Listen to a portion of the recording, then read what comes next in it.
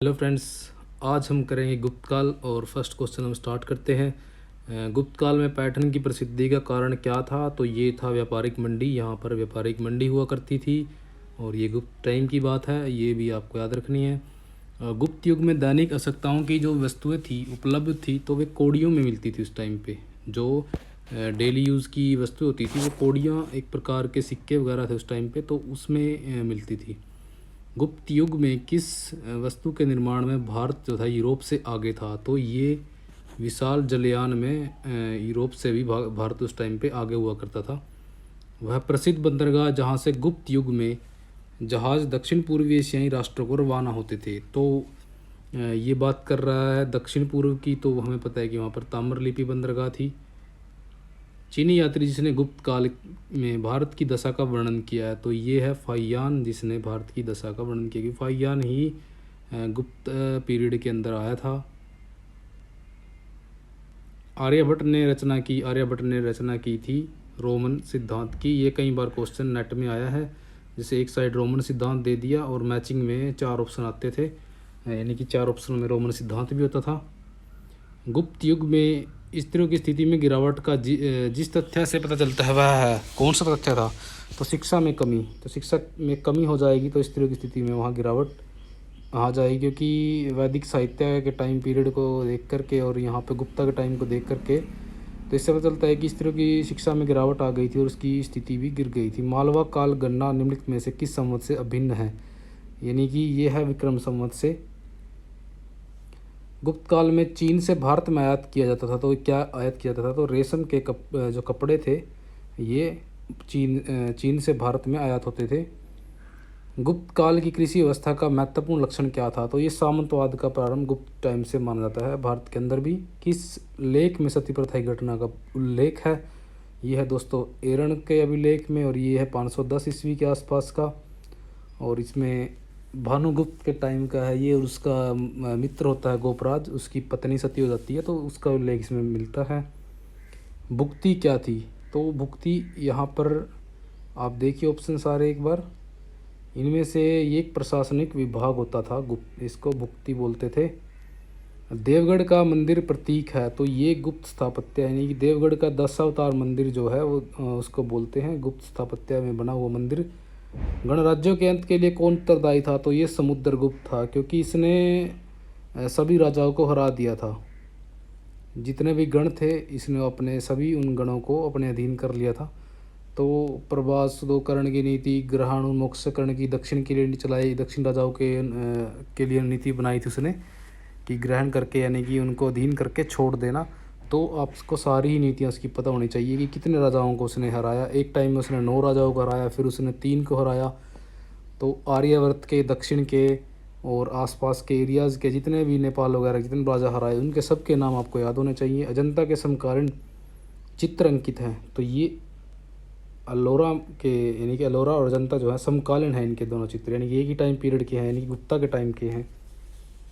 तो ये दोस्तों काफ़ी इंपॉर्टेंट क्वेश्चन है जो मैं आपको बता रहा हूँ, कि ये कई बार नेट में यही ऐसे ही क्वेश्चन आते हैं कि इनका क्रम लगाइए। लास्ट टाइम आया हुआ था कि समुद्रगुप्त ने जिन राजाओं को हराया है किस क्रम में हराया, तो ये भी आपको पता होना चाहिए।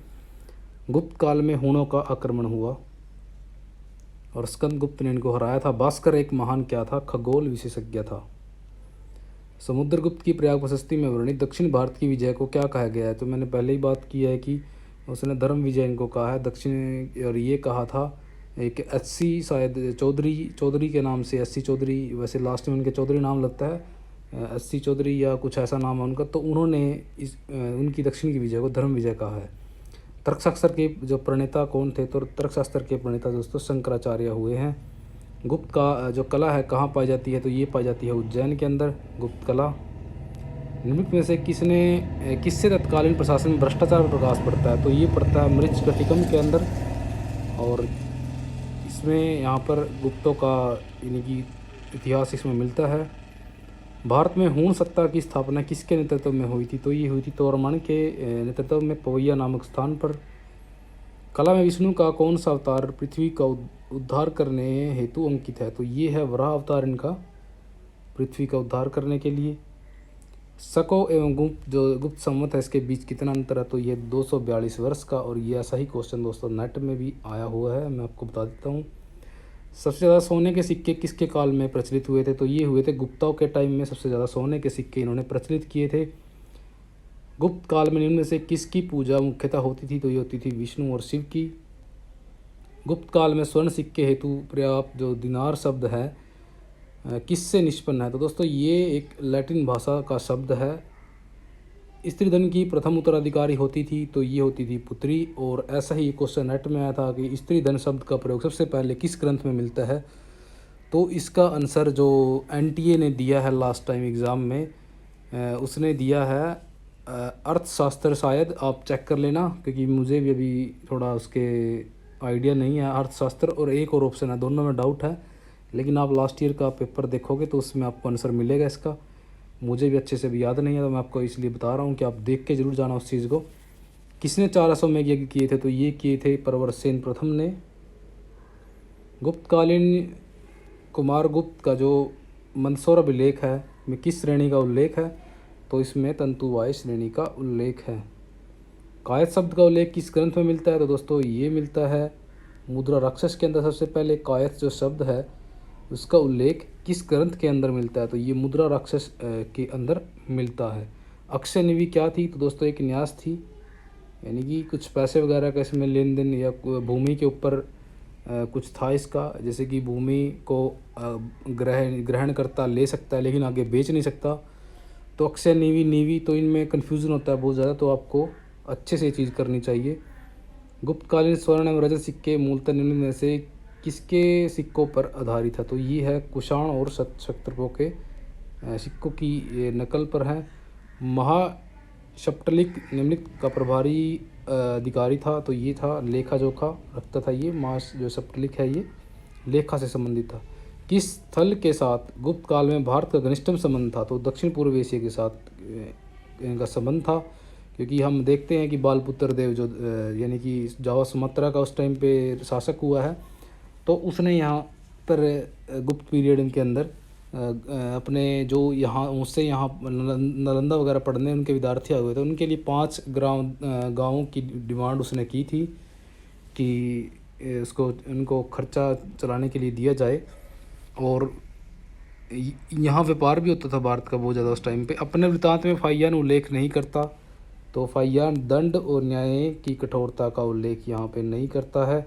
मध्य देश में शांति एवं व्यवस्था है, इसका उल्लेख करता है। चंडालों का समाज बहिष्कृत के रूप में यह भी करता है। आम लोगों में जो है निरामिषता का भी उल्लेख वह करता है। किसके सोने के सिक्कों में मिलावट की मात्रा सबसे अधिक थी, तो स्कंदगुप्त के सिक्कों में मिलावट दी गई है दोस्तों। लेकिन लास्ट टाइम पे एक ऐसा ही क्वेश्चन आया था कि किसके सोने के सिक्कों के अंदर सबसे ज़्यादा मिलावट थी, तो उसका आंसर निकल के आया था विष्णुगुप्त।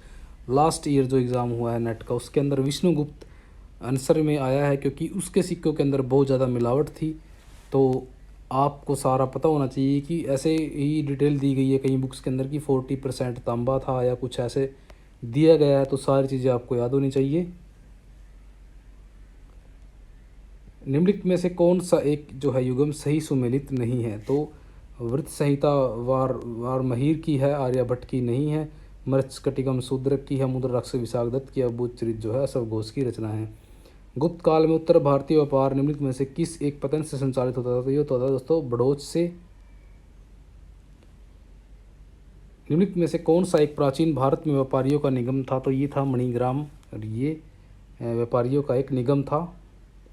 किस अभिलेख में वाहलिकों का उल्लेख मिलता है, तो ये मिलता है महरौली स्तंभ लेख के अंदर। वाहलिकों यानी कोई ये जाति वगैरह थी इस टाइम में। गुप्तों के पतन के उपरांत अधोलिखित में से कौन सा नगर उत्तरी भारत की राजनीतिक परिदृश्य का केंद्र था, तो ये कन्नौज हो गया था उस टाइम पे। गुप्तों के पतन के बाद हर्ष के टाइम में कन्नौज ने मगध वाली स्थिति प्राप्त कर ली थी। निम्नलिखित में से कौन सा संवत गुप्त संवत से अलग था, तो ये वल्लभी संवत जो सा इनसे अलग था। निम्नलिखित में से किसके सोने के सिक्के वजन में सबसे अधिक भारी थे, तो स्कंदगुप्त के ही थे, क्योंकि ज़्यादा यानी कि इसके मिलावट वगैरह थी। प्रशस्ति क्या होता है, तो ये राजा की प्रशंसा को प्रशस्ति बोलते हैं। निम्न गुप्त शासकों में परम भागवत की उपाधि धारण करने वाला कौन था, तो ये था चंद्रगुप्त द्वितीय। और कई बार ये क्वेश्चन आया है कि परम भागवत की उपाधि और भी कई राजाओं ने धारण की है, तो आपको पूरी डिटेल के साथ नोट्स बनाने चाहिए इन चीज़ों के कि किसकी उपाधि क्या है। कई बार हम पेपर में जा कर के तो कन्फ्यूज़न हो जाती है हमें वहाँ पे। निम्नलिखित अभिलेखों में से किस एक में स्कंदगुप्त के राज्यकाल में हूणों के आक्रमण का उल्लेख मिलता है? तो ये भीतरी स्तंभगढ़ अभिलेख के अंदर हूणों के आक्रमण का उल्लेख हुआ है। कौन सा एक गुप्त शासक अपनी माता की ओर से लिच्छियों से संबंधित था? तो ये था समुद्रगुप्त, और इसको बोलते थे लिच्छवी दोहित्र, यानी कि लिच्छियों का द्योता, या कुछ आप समझ सकते हो अपनी लैंग्वेज में। प्रयाग स्तंभ अभिलेख के अनुसार निम्न में से किस प्रकार का व्यवहार समुद्रगुप्त द्वारा दक्षिण भारत के राजाओं के साथ किया गया था? तो उसने क्या किया था? बंदी बनाकर उनको मुक्त कर दिया था, ग्रहण उन्मोक्ष की नीति, आपने पहले भी ऊपर पढ़ा है। निम्नलिखित में से किसके सिक्के पर युग बना हुआ है? तो समुद्रगुप्त के सिक्के के ऊपर युग बना हुआ है, जिसमें वह सब यज्ञ कर रहा है। यूप का मतलब यज्ञ, ऐसा समझ सकते हो आप। यूप क्या थे? तो यूप यज्ञ स्तंभ को बोलते हैं। मौर्य द्वारा निर्मित प्रसिद्ध सुदर्शन झील की सर्वप्रथम रुद्रदमन प्रथम ने मरम्मत कराई थी। इतिहास में दूसरी बार किस गुप्त शासक ने इसकी मरम्मत कराई? तो दोस्तों ये था स्कंदगुप्त। फर्स्ट मुरम्मत जो होती है रुद्रदमन प्रथम ने करवाई थी, ये इंपॉर्टेंट हो जाता है यहाँ पे बहुत ज़्यादा। और सेकंड मुरम्मत, ये एसएससी में भी कई बार क्वेश्चन आया है, और बच्चों को पता नहीं होता कि फर्स्ट मुरम्मत किसने कराई, सेकंड मुरम्मत किसने कराई। तो आप यहाँ क्वेश्चन देख सकते हो कि कितना बढ़िया क्वेश्चन यहाँ पे आया है हमारे सामने। गुप्तकालीन सिक्कों से हमें क्या जानकारी प्राप्त होती है? तो इससे गुप्तों की आर्थिक स्थिति का पता हमें चलता है कि उनकी स्थिति कैसी थी। क्योंकि अगर सिक्के देख करके हम बता सकते हैं कि अगर चांदी की वहाँ पे भरमार रही है सिक्कों की, तो उससे भी उनकी अर्थव्यवस्था का आइडिया लग सकता है कि उनकी कैसी अर्थव्यवस्था रही होगी। अगर तांबे को देखते हैं तो उनकी अर्थव्यवस्था में गिरावट मिलेगी। तो ये भी एक मेजरमेंट होता है आर्थिक स्थिति किसी शासन की पता लगाना हो। तो गुप्त काल के ग्रंथ का नवीनतम विषय है, तो ये क्या है? नवीनतम विषय है, तो ये चिकित्सा है। यानी कि गुप्त काल के जो ग्रंथ लिखे गए हैं उनमें जो नवीनतम विषय आया है वो है चिकित्सा के ऊपर। इनके यहाँ पे कार्य हुआ है काफ़ी। ऊपरी कर तथा हिरण्य शब्द क्या है? तो ये है गुप्त काल के कर होते थे, ऊपरी कर और हिरण्य कर। और हिरण्य कर को बोलते हैं नकद कर, नकद भी इसको बोलते हैं। चंद्रगुप्त द्वितीय प्रथम गुप्त शासक ने चांदी के सिक्के जारी किए। ये सिक्के किनकी तर्ज पर थे? तो दोस्तों ये थे मध्य और पश्चिम भारत के शक राजाओं को इसने हरा दिया था। इस शकों का इसने उन्मूलन कर दिया था यानी कि गुजरात एरिया के अंदर। तब उसने चांदी के सिक्के चलाए थे उस जीत की याद में। कौन सा ग्रंथ गुप्त काल के लिए कौटिल्य के अर्थशास्त्र के समतुल्य है? तो ये है कमंडक का जो है नीति सार है, गुप्त काल के लिए कौटिल्य के अर्थशास्त्र के समतुल्य माना जाता है। जैसे कि मौर्यन टाइम पीरियड के अंदर कौटिल्य का जो अर्थशास्त्र है उसकी प्रधानता है, उसी प्रकार गुप्त काल के अंदर कमंडक का जो नीति सार है वो विशेष स्थान रखता है अर्थशास्त्र की तरह। ये आपको याद होना चाहिए। गुप्त काल के सामान्यतः कितने अभिलेख उपलब्ध हैं? तो गुप्त काल के जो अभिलेख हमें मिलते हैं, एक बार ऑप्शन देखते हैं, तो 42 अभिलेख हमें अभी तक मिले हैं। किस गुप्त शासक ने गुप्त मुद्रा प्रणाली की शुरुआत की थी? तो ये की थी समुद्रगुप्त ने। गुप्त मुद्रा प्रणाली की शुरुआत समुद्रगुप्त करता है, सोने वगैरह के सिक्के चलाता है यह। 7वीं शताब्दी में एशिया का सर्वश्रेष्ठ विश्वविद्यालय था, तो नालंदा था ये 7वीं शताब्दी के अंदर। और ये आपको याद होना चाहिए कि ये महायान का था। महायान जो 2 शाखाएं थी, महायान और हीनयान। और जो वल्लभी में इनका कॉलेज था एक, उस टाइम के अनुसार विश्वविद्यालय जो भी था, तो वो हीनयान का था। तो ये दोनों चीज़ें भी आपको याद होनी चाहिए। किस काल में महिलाओं तथा संपत्ति को एक समान माना जाने लगा? तो ये माना जाने लगा था गुप्त काल के अंदर महिलाओं और संपत्ति को एक समान, यानी कि महिलाएं भी हैं एक संपत्ति की तरह, एक अंग बन गई थी जीवन का, जैसे संपत्ति होती थी, तो उस वे में यहाँ पे बोला गया। और विक्रमशिला जो विश्वविद्यालय था ये जो है गंगा नदी के तट पर था। काफ़ी इंपॉर्टेंट ये क्वेश्चन है, लास्ट ईयर फर्स्ट पेपर के अंदर ये पूछा गया था। गुप्तों का जो उद्गम स्थल है निम्न में से किसे माना जाता है? तो गुप्तों का जो उद्गम स्थल माना गया है प्रयाग का जो साकेत प्रदेश है, यानी कि मृग शिखावन जिसको बोलते हैं, ये गुप्तों का उद्गम स्थल माना जाता है इसको। सिंधु घाटी सभ्यता से लेकर वर्ष 2016 तक किसे भारत का सबसे प्राचीन शिखर मंदिर माना जाता है? तो ये है देवगढ़ का 10 अवतार मंदिर, इसको शिखर मंदिर भी बोलते हैं। दिल्ली के महरौली की जो कोत्तुल इस्लाम मस्जिद थी, इसके प्रांगण में स्थित लौह स्तंभ किसकी स्मृति में? तो चंद्र की स्मृति में है, चंद्रगुप्त। कालिदास द्वारा जो रचित नाटक है मालविका अग्निमित्र नाटक का नायक कौन था? तो ये था अग्निमित्र। नाम भी इसमें आया है, आप पढ़ सकते हो अग्निमित्र। किस गुप्त राजा के शासनकाल में सबसे अधिक संख्या में अभिलेख अस्तित्व में आए? तो ये कुमारगुप्त प्रथम ने सबसे ज़्यादा अभिलेख उसने लिखवाए थे। कालिदास किन गुप्त शासकों के समकालीन थे? तो कालिदास जो थे चंद्रगुप्त द्वितीय और इसका पुत्र जो कुमारगुप्त प्रथम था इसके टाइम में थे। और ये उज्जैन के अंदर निवास करते थे। उज्जैन इनकी दूसरी राजधानी थी गुप्तों की, तो वहीं पर इनके नवरत्न वगैरह वहीं पे ही निवास करते थे।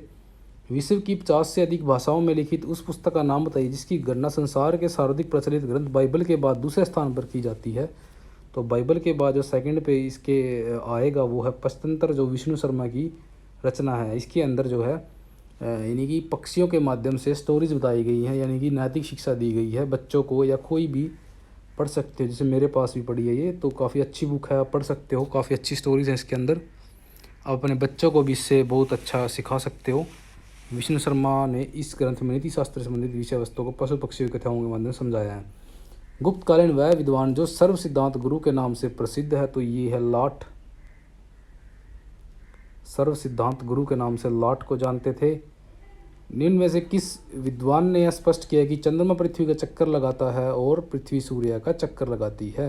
तो ये किया था वारमहीर ने, और काफ़ी इंपॉर्टेंट है। ये 2 बार क्वेश्चन आया दोस्तों इस टाइप से ही नेट के अंदर, ऐसे ही कोटेशन दी होती है वहाँ पर।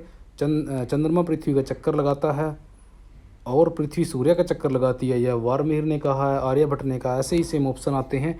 ये बिल्कुल नेट लेवल का क्वेश्चन मैं आपको कहूँगा।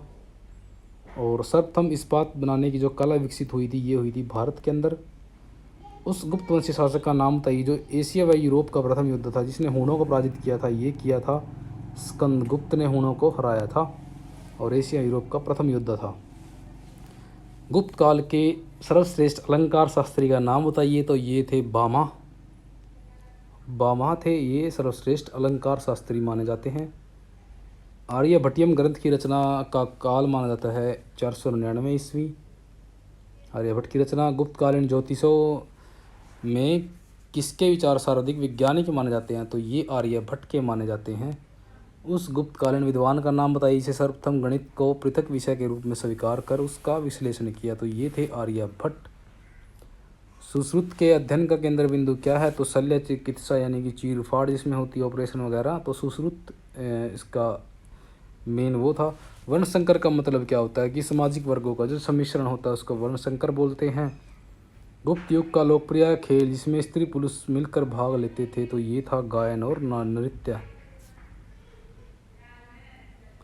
फाहियान ने ब्राह्मणों की प्रशंसा की थी योग्यता और पवित्र जीवन जीने के लिए। निम्न से कौन सा ज्योतिषाचार्य भीनमाल से संबंधित था? भीनमाल से संबंधित था वारमहीर। निम्न में से किस काल में स्त्रियों की पुरुषों से बराबरी थी? तो ये थी गुप्त काल के अंदर। निम्न विद्वानों में से किसका संबंध आयुर्वेद से नहीं था? तो भास का जो था आयुर्वेद से संबंध नहीं है। बाकी धन्वंतरी, भास्कराचार्य, चरक, इन सब ने आयुर्वेद के ऊपर कुछ ना कुछ लिखा है या कुछ जोड़ा है। भाग नामक स्थान विंध्याचल पर्वत के पास स्थित है जिसमें गुप्तकालीन चित्र मिलते हैं। वर्तमान में यह किस राज्य में है? तो यह है मध्य प्रदेश के अंदर। बाग नामक स्थान है, धार जिले में पड़ता है। निम्न से ये सत्य कथन कौन कौन से हैं? तो सारे हमें देखने हैं। उज्जैन गुप्त काल में देश का सबसे प्रमुख व्यापारिक केंद्र वारमहीर ने उज्जैन में रहकर ही पृथ्वी का देशांतर उज्जैन में ही मैंने आपको बताया है देशांतर तैयार किया। ताम्रलिप्त गुप्तकालीन बंदरगाह थी पूर्वी भारत की। वैष्णव धर्म यह गुप्त काल में हिंदू धर्म की सबसे लोकप्रिय शाखा थी। तो चारों सही दिए गए हैं। फाहियान और हेनसांग ने किन राज्यों को देखा था? तो इसने देखा था, जो फाहियान ने देखा था चंद्रगुप्त विक्रमादित्य का टाइम पीरियड, और इसने देखा था हेनसांग ने हर्षवर्धन का टाइम पीरियड। तो क्रम के अनुसार इनको देखना था। महरौली दिल्ली में स्थित जो लोह स्तंभ है उसका निर्माण किस सदी में हुआ था?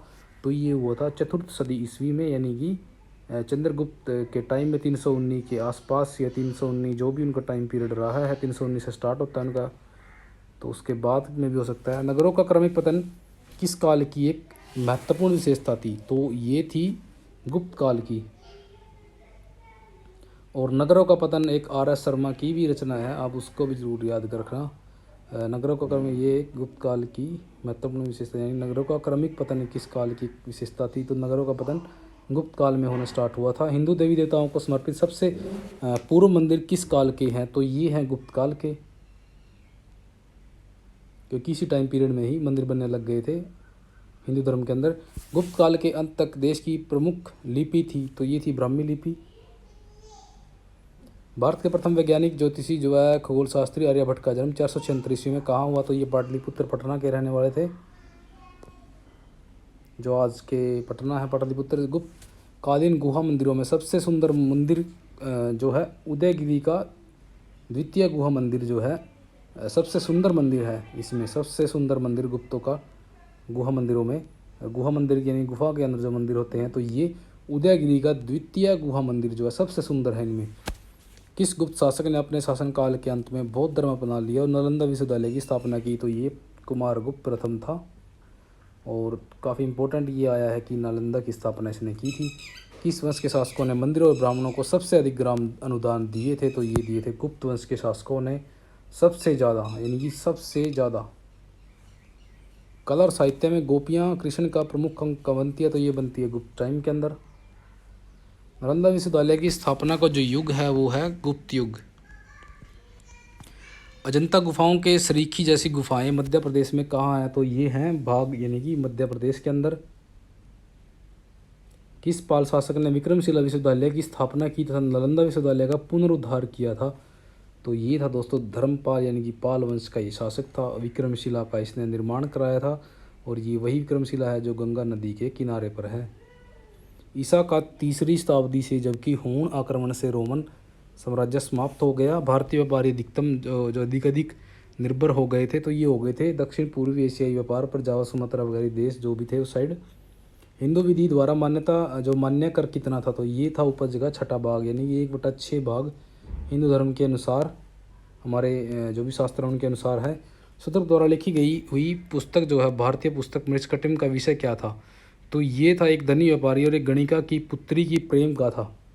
एक धनी व्यापारी होता है और एक गणिका की पुत्री होती है, उनके बीच में प्रेम होता है, उसके ऊपर ये थे। और ये आता है दोस्तों पुष्यभूति वंश, यानी कि वर्धन वंश। पाटलिपुत्र किस राजवंश की राजधानी नहीं थी, तो ये हूणों की राजधानी नहीं रही है, नंद की, शुंग की, मौर्यों की रही है। वर्धन वंश के उस शासक का नाम बताइए जिसने गुर्जरों को पराजित किया था, तो ये किया था प्रभाकर वर्धन ने। गुर्जरों को पराजित करने वाला प्रभाकर वर्धन था। निम्न में से किस अभिलेख में हर्ष के हस्ताक्षर मिलते हैं, तो ये मिलते हैं बांसवाड़ा अभिलेख के अंदर। उनके बहुत अच्छे, यानी कि आप देखोगे तो कहीं आप नेट पे भी सर्च करते हो तो मिल जाएगा आपको, बहुत ही यूनिक से संस्कृत में उनके हस्ताक्षर हैं। हर्षवर्धन की प्रारंभिक राजधानी कहाँ थी, तो ये थी थानेश्वर। उसके बाद कन्नौज बना लेते हैं। 7वीं सदी में किस नगर के बुरे दिन आ गए थे, तो ये थे पाटलिपुत्र के, क्योंकि कन्नौज वह स्थान ग्रहण कर चुका था पाटलिपुत्र का। हर्ष के काल में कन्नौज का सितारा चमका। कन्नौज किस जिले में पड़ता था, तो ये पड़ता था फर्रुखाबाद के अंदर। भारत का अंतिम हिंदू सम्राट किसे कहा गया है, तो ये कहा जाता है हर्ष को। पूर्वी भारत में हर्ष को किस राजा से मुकाबला करना पड़ा जिसने गया में बोधि वृक्ष काट डाला, तो ये था शशांक था। पूर्वी साइड से था ये, बंगाल साइड से, बंगाल का शासक। हर्ष द्वारा कन्नौज की धार्मिक सभा का मुख्य उद्देश्य क्या था, महायान को प्रतिष्ठित करना, यानी कि इसके टाइम पीरियड में महायान और हीनयान में ये बट चुका था। बटा तो कनिष्क के टाइम में था, लेकिन यहाँ पे थोड़ा ज़्यादा उस टाइम पे क्रेज हो गया था इन चीज़ों का। किस धार्मिक सभा में हर्ष की हत्या का प्रयास किया गया, तो ये किया गया था कन्नौज की सभा में। हर्ष प्रत्येक 5वें वर्ष प्रयाग में गंगा यमुना के संगम पर धार्मिक क्रियाएं प्रचुर ध्यान करता था। इससे किस नाम से जाना जाता था, तो इसे जाना जाता था महामोक्ष परिषद के नाम से। हर्षवर्धन के संदर्भ में सत्याकथन। हर्षवर्धन द्वारा रचित नाटक प्रियदर्शिका है। इस नाटक में कुल 4 अंक हैं, जिसमें वत्साज, उद्यन एवं अंक के राजा की पुत्री प्रियदर्शिका की प्रेम कथा का वर्णन है, तो ये सही दिया गया है। हर्ष द्वारा रचित द्वितीय नाटक रत्नावली है और इस नाटक में वसावदत्ता के पति जो है राजा उद्यन और दासी नागरिका, यानी कि रत्ना सागरिका जो लिखा है रत्नावली की प्रेम कथा का वर्णन है, तो ये सही दिया गया। बाण की मृत्यु के पश्चात उसने पुत्र जो उसके पुत्र हैं यानी कि भूषण भट्ट ने अपूर्ण कादम्बरी को पूर्ण किया था, तो ये बिल्कुल सही है, यानी कि चारों सही हैं। तो ये कई बार इंपॉर्टेंट है और ये दोस्तों हमें याद नहीं करते चीज़ों को, कई बार ऐसा क्वेश्चन आता है कि हर्ष का सर्वप्रथम जो नाटक उसने लिखा है वो कौन सा है, तो यहाँ दिया गया है आपको सेम क्वेश्चन, आपको कहीं भी पढ़ने की जरूरत नहीं है, आपको यहीं पे ही ये चीज़ मिल रही है कि सर्वप्रथम नाटक प्रियदर्शिका है। और सेकंड जो रत्नावली है, उसके बाद तीसरा इसका जो है एक अन्य वो आता है। हिंदुस्तान की भारत में यात्रा के समय सूती कपड़ों के उत्पादन के लिए सबसे प्रसिद्ध नगर मथुरा था दोस्तों। हिंदुस्तान की यात्रा के टाइम पे कोसे शब्द का अर्थ किसके लिए है, तो ये है रेशम के लिए कोसे शब्द का यूज़ किया गया है। आज भी भारत में हिंदुस्तान को याद करने का मुख्य कारण क्या है, सीयूकी की रचना उसने की थी इसलिए उसको याद किया जाता है। एक चालुक्य अभिलेख की तिथि अंकन में शक संवत का वर्ष 556 दिया गया है, तो इसका तुल्य वर्ष क्या होगा, तो दोस्तों ये होगा 634 ईस्वी। तो इसमें 138 कुछ ऐसा जोड़ दिया जाएगा तभी आप अंतर कर पाओगे। तो सातवाहन वंश से क्वेश्चन देखते हैं। प्रतिष्ठान किस वंश की राजधानी थी, तो ये थी सातवाहनों की राजधानी प्रतिष्ठान थी। सातवाहन वंश के संदर्भ में सत्य कथन कौन सा है, सातवाहनों के अधिकांश सिक्के जो है शीशे के हैं। सातवाहनों ने प्रोटीन, तांबे और कांस्य की मुद्रा चलाई, बिल्कुल इंपॉर्टेंट है, शीशे के सिक्के उन्होंने चलाए हैं। सातवाहन कालीन समाज और प्रशासन में मात्र सत्तात्मक ढांचा था। नागणिका सातकर्णी प्रथम की रानी व गौतमी श्री ने प्रशासन में भाग लिया, बिल्कुल सही बात है। सामंतवाद का जन्म हुआ और ब्राह्मणों को भूमिदान देने की प्रथा आरंभ हुई, ये हुई सातवाहनों के टाइम पे। सातवाहन राजा हाल द्वारा लिखित श्रृंगार रस प्रधान ग्रंथ गाथा सप्तशती की भाषा क्या है, तो ये प्राकृतिक भाषा में लिखा गया है गाथा सप्तशती। कई बार आता है गाथा सप्तशती और मैच करना वो नेट के अंदर। तो कार्ले का चैत्य किस काल का है, तो ये है सातवाहन टाइम पीरियड में कार्ले के अंदर बना था। ब्राह्मणों व श्रमणों को कर मुक्त भूमि अनुदान देने की प्रथा किन शासकों ने शुरू की, तो ये की थी सातवाहनों ने। और भूमिदान का सबसे पहला जो उल्लेख है सातवाहन अभिलेखों में प्रथम शताब्दी ईसा पूर्व का है। किस सातवाहन राजा को अत्यधिक प्रसिद्धि प्राप्त हुई था, जिन्हें सवय को दक्षिणापथपति कहा है, तो एक बार ऑप्शन देख लेते हैं। तो ये था सातकर्णी, श्री सातकर्णी सेकंड वाला।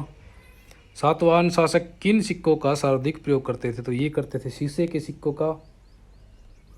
निम्न में से किसने सर्वप्रथम प्रोटीन मुद्राओं को जारी किया, तो ये किया था सातवाहन शासकों ने। शीशा और प्रोटीन बिल्कुल इंपॉर्टेंट हो जाते हैं यहाँ पर याद करने हमारे लिए।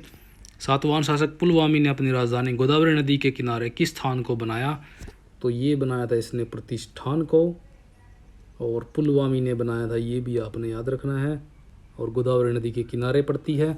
सातवाहन काल के आधार पर सत्य कथन क्या है, बड़ोच प्रमुख बंदरगाह व्यापारिक केंद्र था सातवाहनों का। इस समय का सबसे महत्वपूर्ण चैत्य कार्ले का एवं स्तूप जो है अमरावती के इनके टाइम पे बना हुआ है, तो ये था नागार्जुन कोंडा वगैरह का। तो सातवाहनों की जो राजकीय भाषा है प्राकृतिक है और लिपि इनकी ब्राह्मी थी, तो ये सारी चीज़ें यहाँ पे सही दी गई है। सातवाहन काल में बौद्ध संस्कृति के महत्वपूर्ण केंद्र कौन से थे, गुंटूर और अमरावती जो थे बौद्ध के कला के इम्पोर्टेंट वहाँ पे ये थे। प्रसिद्ध यवन शासक मिनांडर के संदर्भ में सत्य कथन कौन सा है, तो प्रसिद्ध जो ग्रंथ है मिलिंद पनों में बुद्ध जो भिक्षु है नागसेन और मिनांडर की दार्शनिक वार्ता का संकलन है।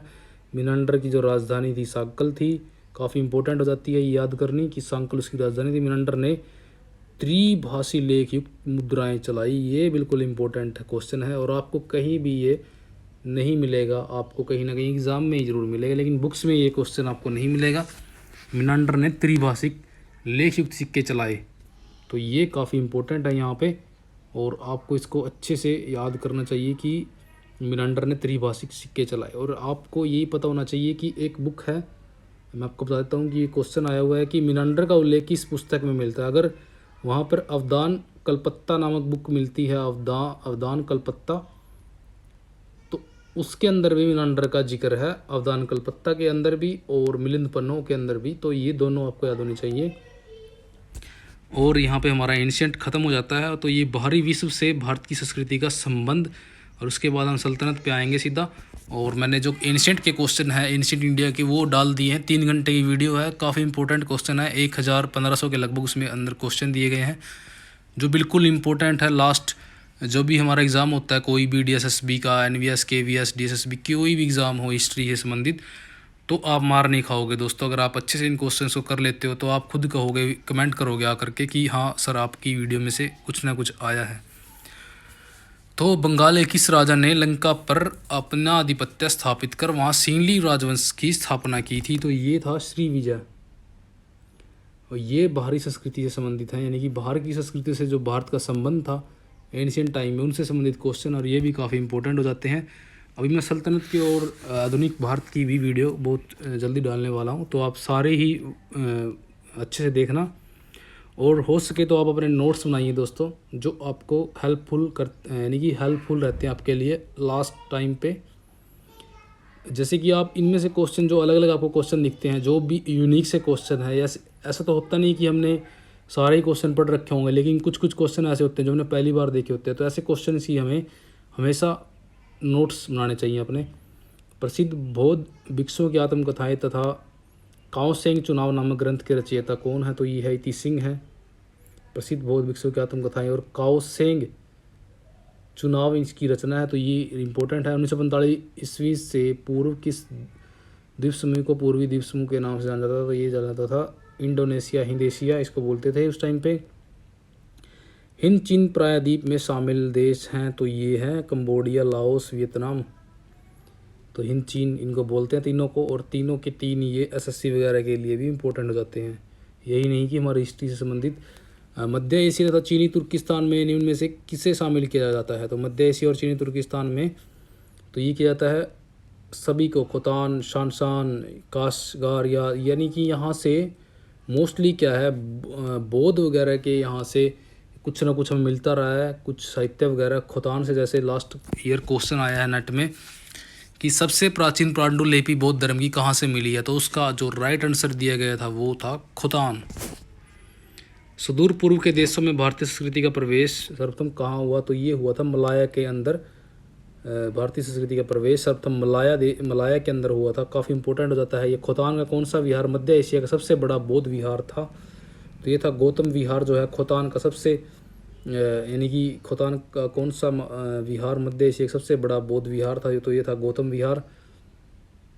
पश्चिमी जगत में एक भारतीय उत्पाद की लगातार इतनी अधिक मांग रहती थी कि इसे तमिल साहित्य में यवनों का प्रणयनान, क्या लिखा हुआ है ये, प्रणयोन्माद एवं संस्कृत साहित्य में यवन प्रिय नाम से अभिनीत किया गया। तो ये कौन सा उत्पाद था? तो ये काली मिर्च थी दोस्तों। काली मिर्च को यवन प्रिय कहते थे।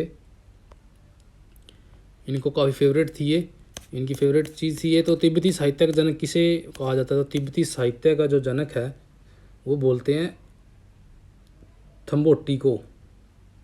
पश्चिमी जगत में भारत में अतीत सर्वाधिक महत्वपूर्ण वस्तुएं कौन सी थी? तो ऑप्शन देखते हैं एक बार। तो ये फर्स्ट ऑप्शन में मदिरा, बहुमूल्य रत्न, औषधि और जड़ी बूटियाँ जो थी इम्पोर्टेंट थी उस टाइम में। तिब्बत में भारत के किस विश्वविद्यालय की तर्ज पर शाक्य विहार का निर्माण हुआ? तो भारत के किस विश्वविद्यालय की तर्ज पर? तो ये हुआ था विक्रमशिला विश्वविद्यालय की तर्ज पर तिब्बत के अंदर। तिब्बत के अंदर क्या है? शाक्य विहार। काफ़ी इंपॉर्टेंट हो जाता है दोस्तों ये। एक क्वेश्चन जरूर नेट में ऐसा आता है जो ये हमारी संस्कृति बाहर जो फैली उनमें से एक क्वेश्चन हमेशा आएगा।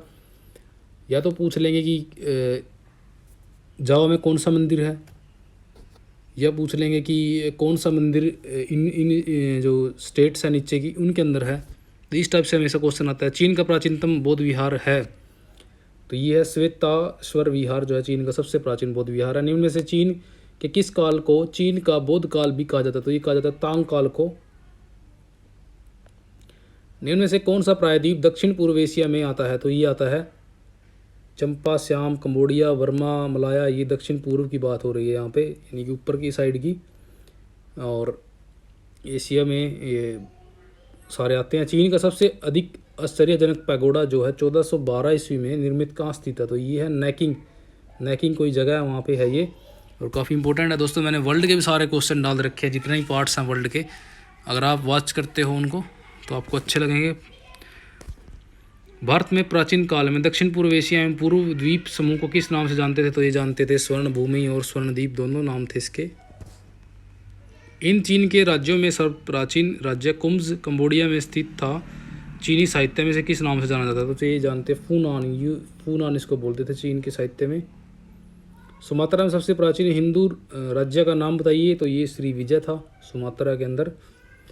उस एक भारतीय धर्म का नाम बताइए जिसके अलावा अन्य सभी धर्मों का सुदूर पूर्व में व्यापक प्रसार था। तो जैन धर्म का ही नहीं हुआ, बाकी सभी का हुआ, इस्लाम भी आया, ईसाई भी आया, बौद्ध भी आए।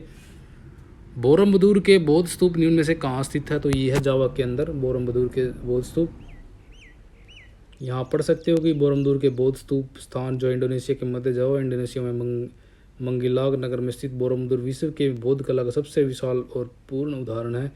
और इसके निर्माण की थी 9वीं सदी राजवंश जो था उस टाइम पे सैलंदर राजवंश था। और खोजकर्ता किसने खोज की थी? 1814 के अंदर सर थॉमस स्टैमफोर्ड ने इसकी खोज की थी। और जो इसका उपनाम है चंडी बोरमबुदूर, काफ़ी इंपॉर्टेंट हो जाता है अपने लिए ये। तो अंकोर वाट के विष्णु मंदिर पर किस स्थापत्य कला का प्रभाव दृष्टिगोचर होता है? तो खमेर और चोल का, यानी कि चोलों के टाइम जो मंदिर बने और खमेर के अनुसार जो मंदिर बने थे तो उनका प्रभाव था। खामनी साम्राज्य के शासक दारा के किस नौसेनाध्यक्ष के समय भारत व ईरान के मध्य एक नए समुद्री मार्ग की खोज की गई? तो ये स्काइलैकस था उस टाइम पे। बुरे साम्राज्य के उस अधिकारी का नाम बताइए जो हिंद, चीन व अन्य देशों में जाने वाले व्यापारियों की देखरेख करता था। तो ये था प्रणयाध्यक्ष और नवाध्यक्ष जो करता था हिंद और चीन व अन्य देशों में जाने वाले व्यापारियों की देखरेख। मिस्र के राजा टालमी ने भारत व मिस्र के मध्य व्यापार को प्रोत्साहन देने के लाल सागर में तट में बर्निस नामक बंदरगाह का निर्माण कराया। इस समय भारत में किस राजवंश का शासन था? तो ये था मौर्य युग, अशोका वगैरह था उस टाइम। तो मार्क एंटोनी ने जस्टियन तक भारत को रोम संबंध सार्वधिक महत्वपूर्ण रहा। इस व्यापार का चंद्र रोम किस शासक के समय को माना था? तो ये अगस्टस था उस टाइम पे। तो उस काल अवधि को बताइए जब एक यूनानी नाविक हिप्पोलस ने भारतीयों के अरब सागर में चलने वाली मानसून हवा के विषय में जानकारी दी थी। तो ये थी 45वीं प्रथम शताब्दी के अंदर। और यहाँ पढ़ सकते हो प्राचीन काल में भारत रोम व्यापार का संतुलन हमेशा किसके पक्ष में रहा? तो ये रहा है भारत के पक्ष में। पिलनी भी दुख व्यक्त करता है। तो आप यहाँ पढ़ सकते हो कि इसको 10 करोड़ सेंटर्स की घाटा होता था देश को। और पेरिप्लस के अनुसार भी शायद ही ऐसा कोई वर्ष हो जब भारतीय व्यापारी रोम से कम 5.5 करोड़ सेंटर्स ना प्राप्त करते हों, यानी कि भारतीयों को फायदा तो था। भारत में रेशम मार्ग को प्रारंभ करने का श्रेय निम्न में से किसे जाता है? तो ये है कुषाण वंशीय शासक कनिष्क ने उस पर अधिकार कर लिया था रेशम मार्ग पर। रोम के उस दार्शनिक का नाम बताइए जो भारतीय दर्शन से अत्यधिक प्रभावित था। तो ये था सिसरो काफ़ी प्रभावित था। भारतीय स्वर्ण मुद्रा दिनार की उत्पत्ति रोमन की किन मुद्राओं से मानी जाती है? तो ये मानी जाती है डेनेरियस से। तो ये काफ़ी इंपॉर्टेंट क्वेश्चन है दोस्तों। हमारे यहाँ पे एंशिएंट जो है ख़त्म हो जाता है, फिनिश हो जाता है पार्ट। तो अब हम सल्तनत और मॉडर्न के जल्दी ही क्वेश्चन मैं आपके लिए लेके आऊँगा और काफ़ी अच्छे क्वेश्चन होंगे। तो वीडियो तक अगर आपने अंत तक देखा दोस्तों लाइक और कमेंट जरूर करना। अगर आप नए हो तो चैनल सब्सक्राइब करना। जय हिंद दोस्तों, वंदे मातरम।